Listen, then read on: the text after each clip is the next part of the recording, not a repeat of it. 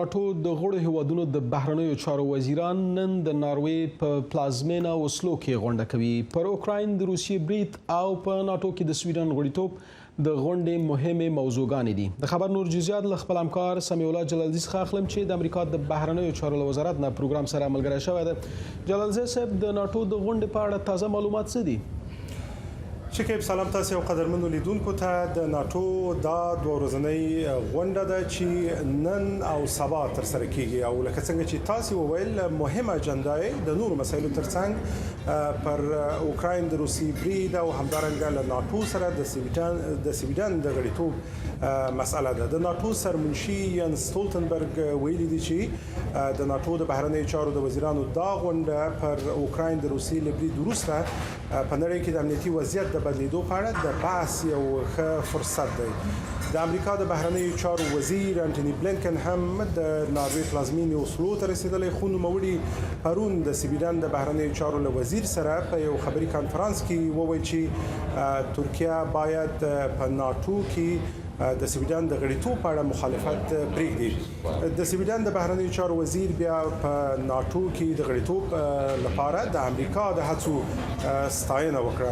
ویل ځکه له ناټو سره یو ځای کېږي چې په نړۍ کې د ازادۍ او دیموکراسۍ څخه باید مشترکه دفاع وشي. د امریکا په ګډون د نړۍ یو شمېر هیوادونه په ناټو کې د سویډن د ملاتړ غوښتنه کوي. اما د امریکا جمهور رئیس د ترکیې له جمهور رئیس سره په خپل تعامل کې د راکړې ورکړې تګلارې ته اشاره کړې. راکړه ورکړه په دې معنی چې ترکیه له امریکا څخه F-16 جنگي الوتکې غواړي او امریکا بیا د دې کار په بدل کې له ترکیې څخه غواړي چې په ناټو کې د سویډن د غړیتوب ملاتړ وکړي.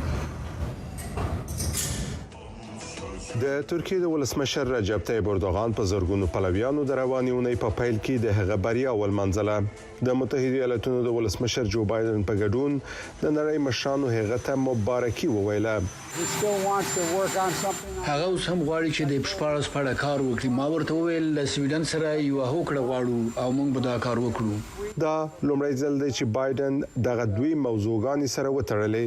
انقره له ډېر وخت راهیسې د 40 امریکایي F-16 الوتکو د اخیستلو هڅه کوي، خو کانګرس دغه معاملې مخه نیسي. امریکایي چارواکو د یو شی په بدل کې د بل شي د اخیستلو وړاندیز رد کړی دی. دا یو شرط نه دی. د ولسمشر دریځ له ډیره وخت روښانه دی چې د F-16 د خرڅلاو ملاتړ کوي. د متحده ایالاتونو د بهرنیو چارو وزیر انټونی بلینکن د سه شنبه په ورځ د سویډن د بهرنیو چارو وزیر سره په ملاقات کې وویل اوس د دې وخت دی چې ترکیه له ناټو سره د سویډن د یو ځای کېدو په اړه خپل مخالفت ودروي. هغه زیاته کړه د سویډن حکومت همدارنګه په دې باور دی چې انقره باید ډیر ژر F-16 جنگي الوتکې ترلاسه کړي. ترکیه مهم او پر ځای اندېښنو ته اشاره کړې ده. سویډن او فنلند دواړه د اندېښنو ته رسیدګي کړې ده.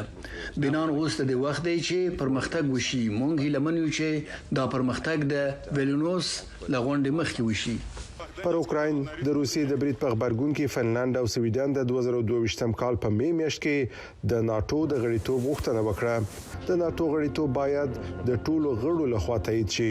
فنلند په اپریل میاشت کې د ناټو غړیتوب واخیست، خو د سویډن ځنډېدلی دی ځکه انقره په دې باور دی چې ستاکهولم د کردستان د کارګر ګوند اورپکو ته پناه ورکوي. چارواکي هیله مند دي چې په ناټو کې به د سویډن غړیتوب په جولای میاشت کې په لټوانیا کې د ناټو په غونډه کې تایید شي. هغه څه چې به موږ ووینو هغه د ویلنویس غونډې په وروستۍ شیبه کې د یو څه پیښیدل دي. په پای کې امکان لري چې دا مسله د غونډې په شپه حل شي.